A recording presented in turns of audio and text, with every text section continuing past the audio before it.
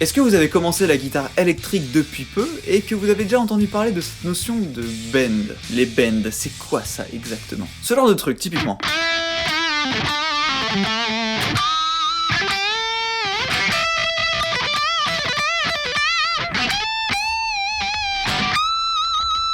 Voilà, alors c'est vrai que ce genre de truc, ça embellit grave un solo, et du coup, c'est bien de savoir comment on fait. C'est pour ça que je vais vous faire une série de vidéos autour du bend, avec la première, celle-ci, pour vous expliquer comment ça fonctionne, un bend. Vous êtes prêts? Allez, c'est parti, générique.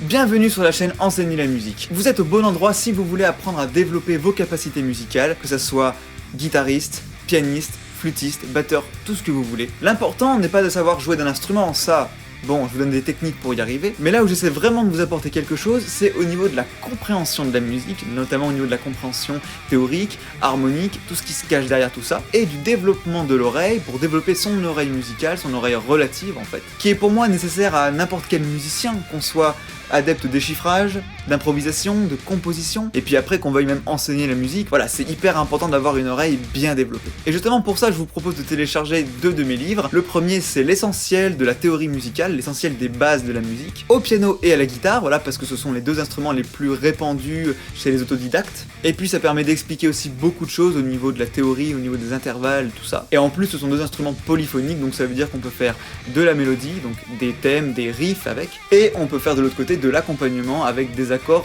bien enrichis. Voilà. Alors qu'une flûte, on peut faire qu'une mélodie avec, c'est compliqué de faire des accords. Voilà. Mais c'est pas le sujet.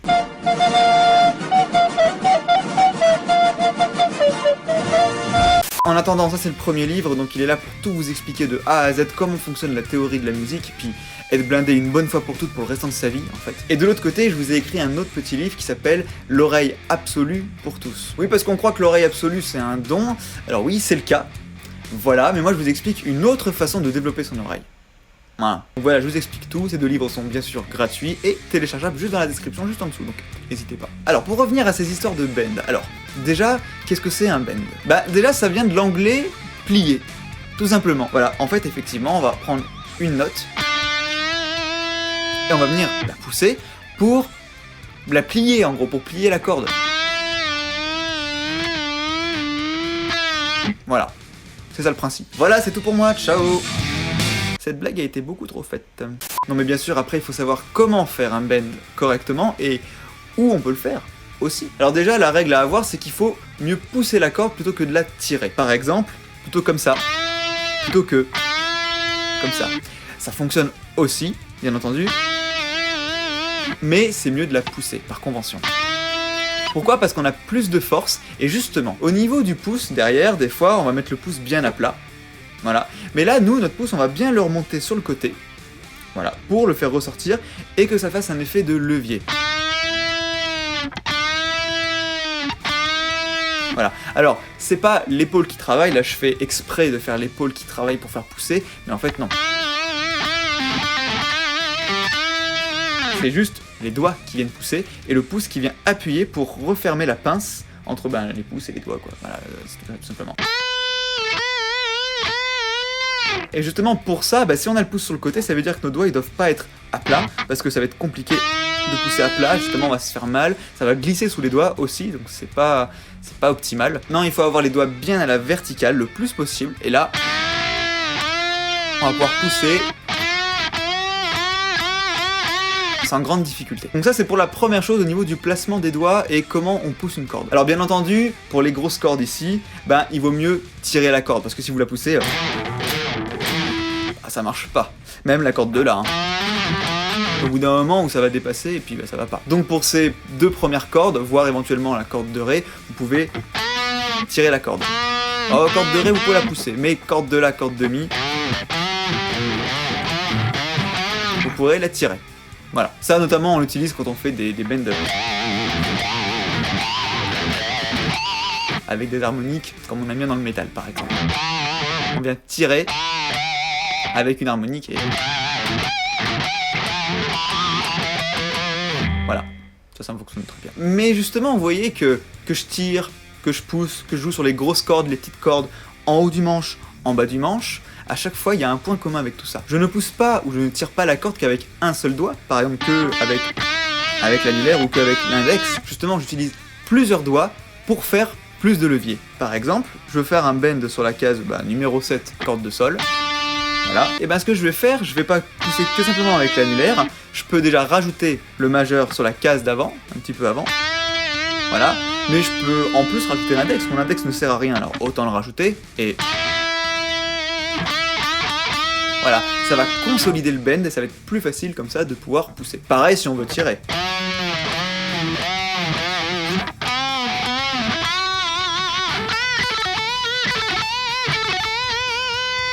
Et vous voyez là par exemple, je fais...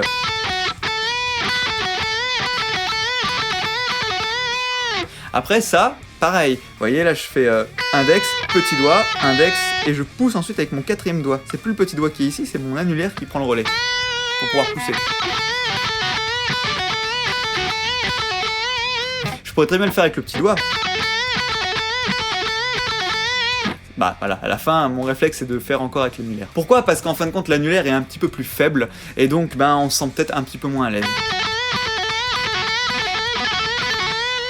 Alors, je l'ai quand même assez travaillé, notamment sur plein de solos, donc ça va, je commence un petit peu à m'y faire, mais je suis quand même un petit peu moins à l'aise. Mais ça dépend que de vous. Si vous avez travaillé bien avant votre petit doigt et qu'il est bien robuste, vous n'aurez pas trop de problème pour faire un bend avec un petit doigt. Mais poussez bien avec les autres doigts en plus, bien sûr. Là, je pousse bien avec les 4 doigts avant. Il n'y en a aucun qui est négligé, parce que sinon... faut y aller quand même. Et en plus, là, je suis en tirant minime, en 9,42, donc... ça c'est vraiment... C'est vraiment de la paille cette guitare quoi. Mais il y a des guitares qui sont beaucoup plus dures, avec un tirant beaucoup plus dur, donc ça veut dire que...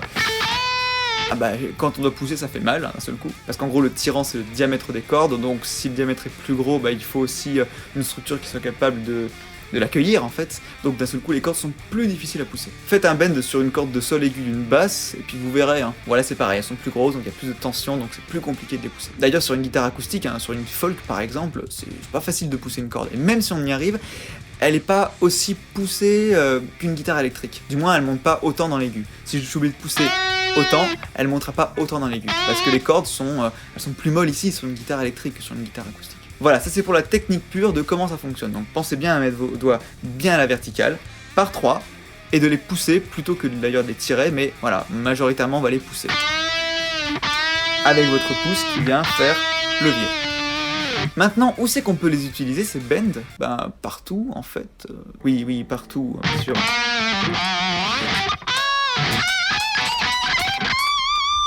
Ça fonctionne partout.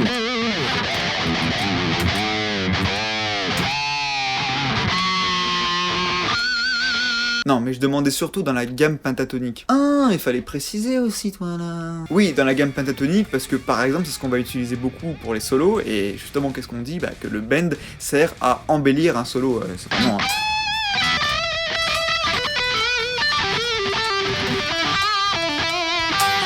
Voilà, là j'ai joué sur la gamme pentatonique, en fait. Gamme pentatonique de Mi, d'ailleurs. Déjà, faut connaître votre gamme pentatonique. Ça, je vais pas vous le réexpliquer ici. Je vais juste vous montrer, par exemple, gamme pentatonique de La mineur. Donc, gamme pentatonique de La.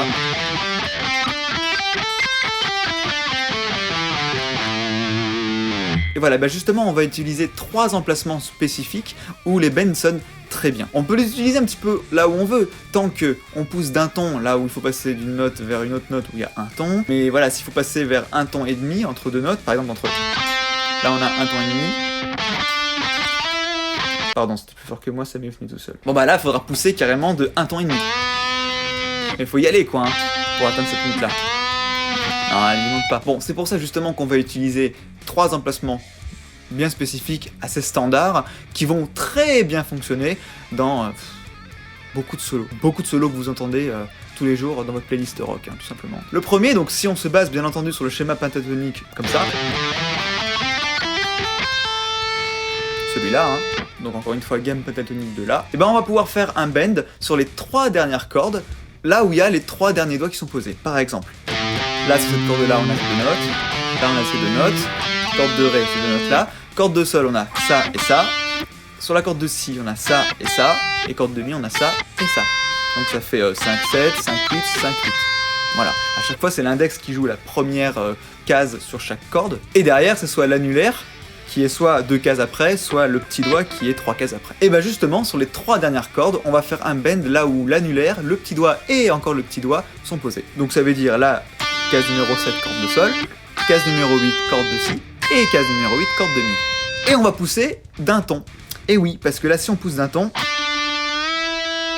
on rejoint la corde suivante avec l'index.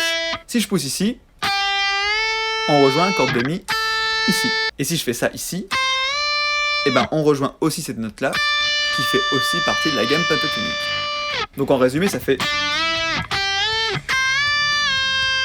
Et du coup, si je refais ma petite gamme pentatonique en incluant ces bends à l'intérieur, bah ça fait ça.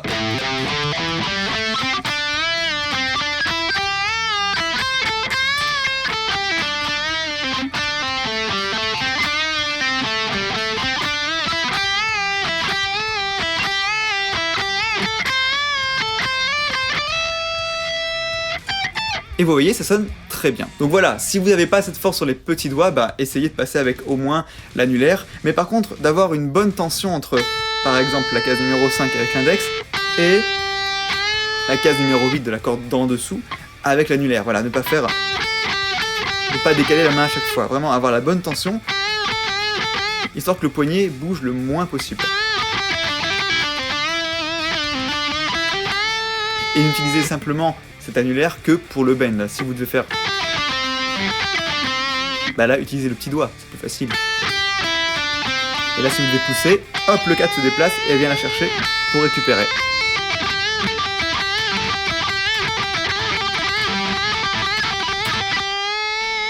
Bon, et en plus, ça c'est pas forcément évident quand les cases sont assez grosses. Là, ça commence à être un peu moins large, on va dire, mais quand c'est les grosses cordes ici...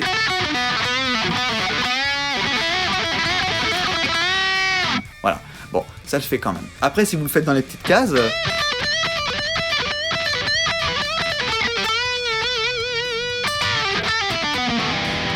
bah là, il n'y a pas trop de problèmes. Il y a beaucoup moins de problèmes déjà. Voilà, donc je crois vous avoir dit l'essentiel. Ah si, j'ai oublié une petite chose, très importante quand même. Quand vous poussez un bend, allez bien chercher la bonne note, mais alors vraiment le plus juste possible. Par exemple, si je pousse ici, il faut que je rejoigne exactement la note qui se trouve ici.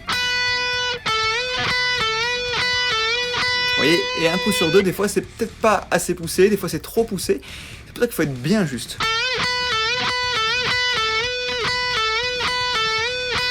Par exemple, si c'est trop poussé, ça va faire... Et si c'est pas assez poussé...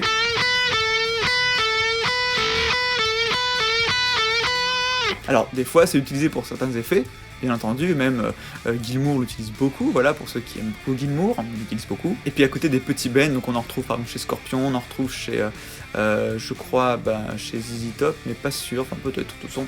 Après tout, on peut faire le bend qu'on veut, à la force qu'on veut, enfin bref. Dans tous les cas, ça va bien sonner. Après, tout est une question d'entraînement et une technique de maître. Voilà, j'espère que cette vidéo vous aura appris quelque chose. Mettez-moi un petit pouce bleu si elle vous a plu et un petit commentaire pour me dire ce que vous en avez pensé. Et puis n'hésitez pas à me poser votre question si vous avez le moindre blocage, une incompréhension quelconque, je vous répondrai avec plaisir. En attendant, n'oubliez pas de vous abonner à la chaîne, c'est très important si vous voulez voir d'autres contenus comme celui-ci. Donc c'est le gros bouton rouge là juste en dessous avec la petite cloche en plus. N'oubliez pas la petite cloche, comme ça vous serez bien notifié de toutes les nouvelles vidéos. Il y en a une qui sort toutes les semaines, donc ça serait bête de les rater. Et puis justement, si vous aimez mon travail et que vous voulez aller encore plus loin dans la compréhension de la musique, je vous mets dans la description mon site de formation avec plein de petites formations à l'intérieur qui peuvent vous aider à dépasser certains blocages et qui justement peuvent vous aider à progresser beaucoup plus vite. Voilà, donc encore une fois, c'est dans la description, juste en dessous. Et puis pour avoir accès à ces formations avec un tarif bien préférentiel, il suffit de rejoindre l'émission secrète que j'ai créée par email. Et pour ce faire, il vous suffit simplement de télécharger les 2 livres et vous y aurez accès immédiatement. Travaillez bien votre instrument, à ciao!